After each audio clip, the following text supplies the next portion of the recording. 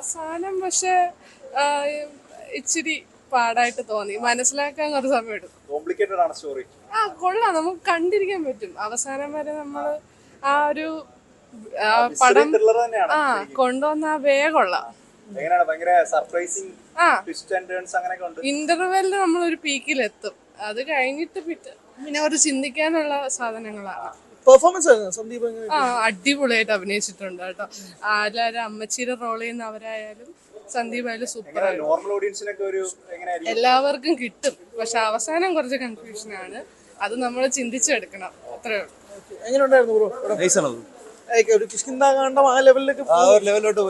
പോയിട്ടുണ്ട്. അല്ല ഇങ്ങനെ പെർഫോമൻസ് ബേസും കൂടെ സന്ദീപ്, നരേന്, വിനീത് എല്ലാവരും അടിപൊളിയാണ്. തിരക്കഥ like screenplay wise confusing ആണോ?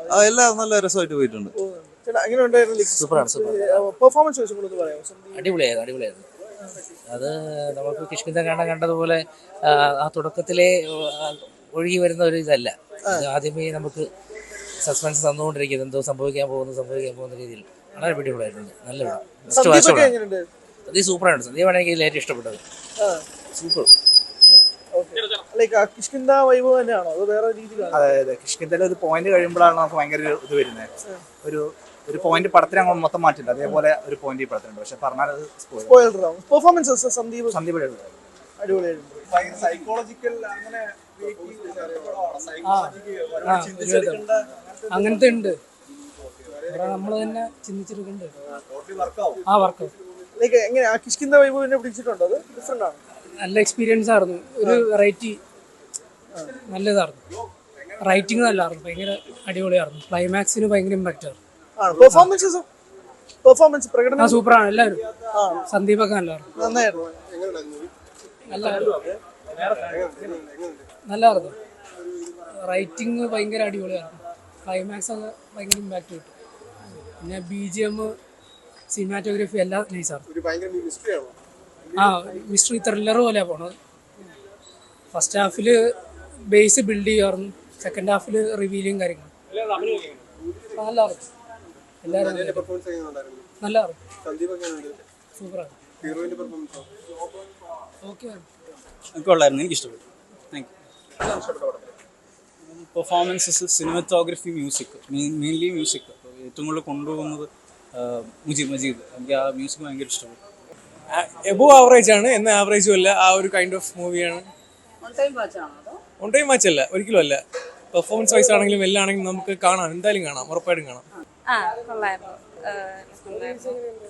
സ്റ്റോറി വൈസ് നല്ലതാണ്. തിയേറ്റർ എക്സ്പീരിയൻസ് ചെയ്യേണ്ട ഒരു സിനിമയാണ്. ഓരോ ഫ്രെയിം നമുക്ക് നമ്മുടെ ലൈഫായിട്ട് ഇങ്ങനെ കണക്ട് ചെയ്യുമ്പോൾ നമുക്ക് നല്ല മനസ്സിലാവുന്നുണ്ട്. ഓരോ ഫ്രെയിം അടിപൊളി പടം, എന്തായാലും കാണാം.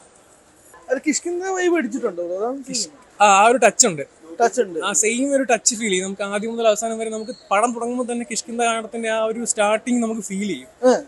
ആ ഒരു ടച്ച് തന്നെയാണ് പടം പോകുന്നത്. പക്ഷേ BGM ആണെങ്കിലും ആ ഒരു ഫീല് നമുക്കുണ്ട്. പക്ഷേ നമുക്ക് അവസാനം ക്ലൈമാക്സ് എത്തുമ്പോൾ എൻറ്റയർലി നമുക്ക് വണ്ടർ അടിപ്പിക്കുന്നുണ്ട്. എനിക്ക് പേഴ്സണലി എൻ്റെ അഭിപ്രായമാണ് ഞാൻ പറഞ്ഞത്. ബാക്കി എങ്ങനെയാണെന്ന് അറിയത്തില്ല, എന്തായാലും വന്ന് കാണണം. ക്ലൈമാക്സ് കൺഫ്യൂസിംഗ് ആണ്, ആ ഒരു രീതിയിലുണ്ടോ? കുറച്ച് കൺഫ്യൂസിംഗ് ആണ്, കുറച്ച് നമുക്ക് കത്താൻ കുറച്ച് പാടാണ്, എങ്കിലും കൂടുതൽ പറഞ്ഞ സ്പോയിലറായി പോകുന്നു. സോ സന്ദീപൊക്കെ അടിപൊളിയായിട്ട് ചെയ്തിട്ടുണ്ട്. എന്താണോ നമ്മൾ സന്ദീപ് എന്ന് പ്രതീക്ഷിക്കുന്നത് നെക്സ്റ്റ് ലെവൽ. നേരത്തെ പുള്ളിയുടെ പടക്കളം കണ്ടതിന് നെക്സ്റ്റ് ലെവലിൽ പുള്ളി ഇതിൽ ചെയ്തിട്ടുണ്ട്. സോ ഞാൻ ഇപ്പോഴും പറയുന്നു, കൂടുതൽ റിവ്യൂസ് പറഞ്ഞു കഴിഞ്ഞാൽ സ്പോയിലറായി പോകും. So better not waste your time and come to the theatres. തിയേറ്ററിൽ തന്നെ വന്ന് എല്ലാവരും കാണാൻ ശ്രമിക്കും.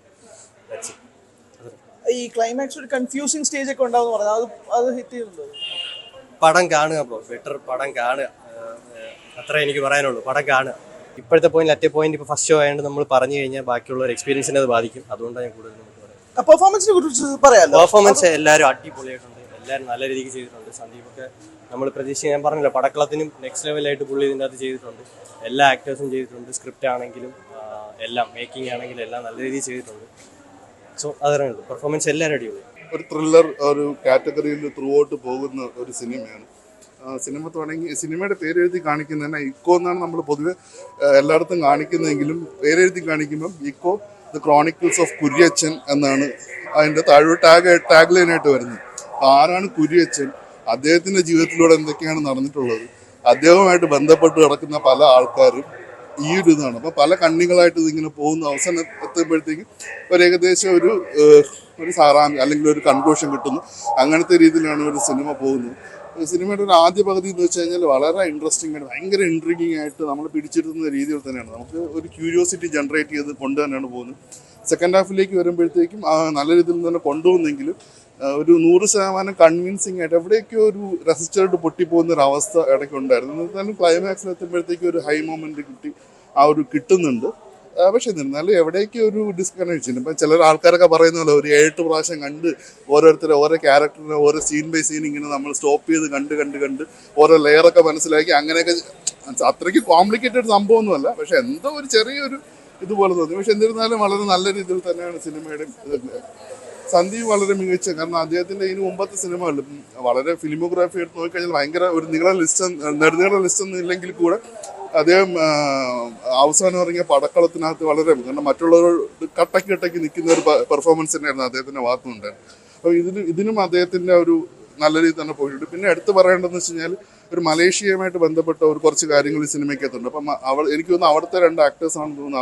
അതായത് ഒരാളുടെ ഒരു ചെറുപ്പകാലം ഇപ്പോഴത്തെ ഒരു കാലഘട്ടം. അപ്പം അവരും എടുത്ത് പറയേണ്ടത് തന്നെയാണ്. പിന്നെ നാരായൺ വരുന്നുണ്ട്. പിന്നെ നമ്മുടെ സൗരവ് സച്ദേവ എന്നുള്ളൊരു ആക്ടറുണ്ട്. നമ്മൾ പുഷ്പ 2-ലൊക്കെ കണ്ടിട്ടുണ്ട് അദ്ദേഹത്തിന്.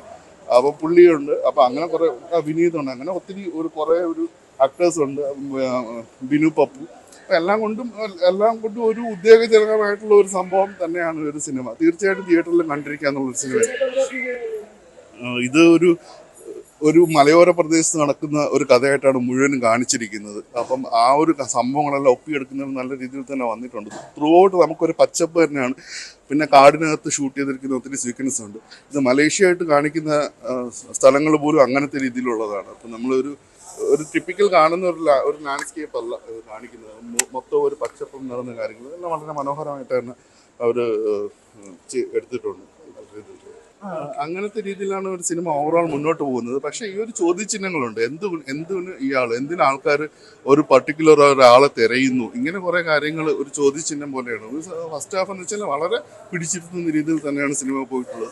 സെക്കൻഡ് ഹാഫ് അങ്ങനെ തുടങ്ങി. പക്ഷേ ചില അടുത്തൊക്കെ വരുന്നത് റിവീലിംഗ് ആവുന്ന കുറച്ച് സംഭവങ്ങളൊക്കെ വരുമ്പോഴത്തേക്കും ഭയങ്കരമായിട്ടുള്ള ഒരു ട്വിസ്റ്റ് ഫീൽ ചെയ്യാത്തൊരു പോലെ എനിക്ക് തോന്നി.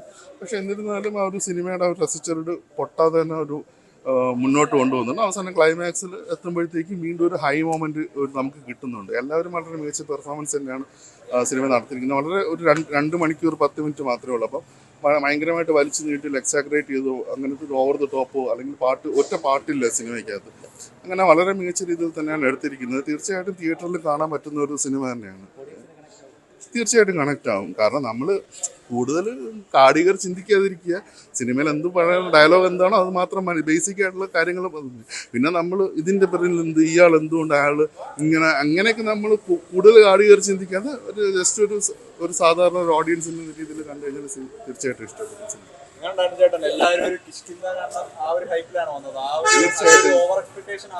തീർച്ചയായിട്ടും നമ്മുടെ രാജുവേട്ടന്റെ പടത്തിനെ പോലും നമ്മൾ സൈഡിലേക്ക് മാറ്റിയെടുത്തിട്ട് ഈ ഒരു സിനിമ ആദ്യം കാണാൻ വന്നതിന്റെ കാരണം അത് തന്നെയാണ്. എക്കോ എന്ന ഇത് തന്നെയാണ്. സിനിമ തുടങ്ങി സിനിമയുടെ തുടക്കത്തിൽ തന്നെ ടാഗ് ലൈൻ എഴുതി കാണിക്കുന്നത് ദ ക്രോണിക്കിൾസ് ഓഫ് കുര്യച്ചൻ എന്ന് പറഞ്ഞിട്ട് തന്നെയാണ്. അപ്പം കുര്യച്ചൻ എന്നുള്ള വ്യക്തി ആരാണ്? അപ്പം അദ്ദേഹവുമായിട്ട് ബന്ധപ്പെട്ട് കുറേ പേരുണ്ട്. അപ്പം അവരുടെ ലൈഫിൽ പല കാലഘട്ടങ്ങളിലൊക്കെ എന്ത് സംഭവിച്ചു, എന്താണ് ഇങ്ങനെ കുറേ മിസ്റ്ററി ത്രില്ലർ ആ ഒരു ഇതിലാണ് പോകുന്നത് സിനിമ. കൂടാതെ തന്നെ ഒരു മലേഷ്യയും എല്ലാ ഒരു ക്യാരക്ടേഴ്സ് ഈ സിനിമയിൽ അഭിനയിച്ചിട്ടുണ്ട്. 2 പേര്. അതായത് ഒരേ വ്യക്തിയുടെ തന്നെ ചെറുപ്പകാലവും പിന്നെ പ്രായമായിട്ടുള്ള ഒരു കാലഘട്ടം. അപ്പം ത്രൂ ഔട്ട് എന്ന് വെച്ച് കഴിഞ്ഞാൽ ഒരു മലയോര പ്രദേശം, അതായത് കേരള കർണാടക അതിർത്തിയിലൊന്നും ഒരു മലയോര പ്രദേശമായിട്ട് ഇതിനാണ് കഥ നടക്കുന്നത്. അങ്ങനെ എല്ലാ കഥാപാത്രങ്ങളും പിന്നെ നമ്മൾ കഥ പറഞ്ഞു പോകുമ്പോഴത്തേക്കും ചില കാര്യങ്ങളായിട്ട് ഇങ്ങനെ റിവീലായിട്ട് പോകുന്നു. ഫസ്റ്റ് ഹാഫ് വളരെ മികച്ചതായിരുന്നു, അതിഗംഭീരമായിട്ടായിരുന്നു. സെക്കൻഡ് ഹാഫും അതേ രീതിയിൽ തന്നെയാണ് കൊണ്ടുപോകുന്നത്. പിന്നെ ചില കാര്യങ്ങൾ റിവീൽ ആയപ്പോഴത്തേക്കും ഇത് ഇത്ര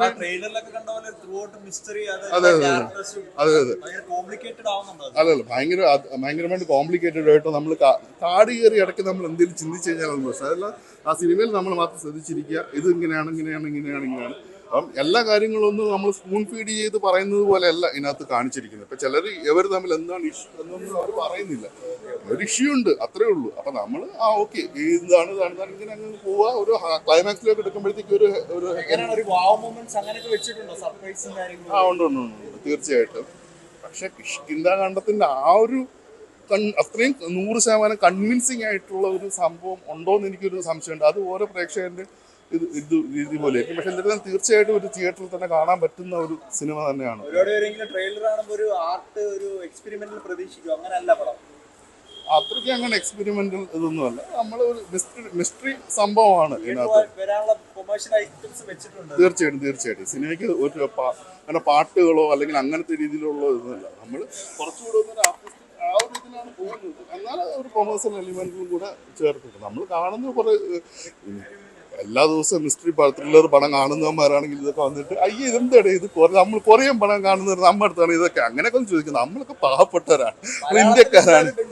ഒരു നല്ല ഒരു ബെഞ്ച് മാർക്ക് സെറ്റ് ചെയ്യാൻ പറ്റുമെന്ന് എനിക്കറിയില്ല. പക്ഷെ എന്നിരുന്നാലും തീർച്ചയായിട്ടും ഒരു ഇറങ്ങിയ ഒരു മിസ്റ്ററി ത്രില്ലർ നല്ലൊരു ഇതാണ്. പിന്നെ ഒരു സിനിമ ഹോണ്ടിങ് അല്ല, പിന്നെ ഈ ഒരു സിനിമയിൽ മൃഗങ്ങളെ ഉപയോഗിച്ചിട്ടുണ്ട്. നായ്ക്കള്, അത് നമ്മളൊരു ട്രെയിലർ കാണുമ്പോൾ മനസ്സിലാവും. അപ്പം നായ്ക്കൾ വന്നു പോകുന്ന കുറേ സീനുകളുണ്ട്. അപ്പം നമുക്കതൊരു വല്ലാത്തൊരു ഇതാണ്. നമ്മൾ നോക്കുമ്പോഴത്തേക്ക് എന്താണ് ഒരു നായ്ക്കളെയൊക്കെ ഒരെടുത്ത്, കാരണം നമ്മൾ മനുഷ്യനെ പിടിച്ച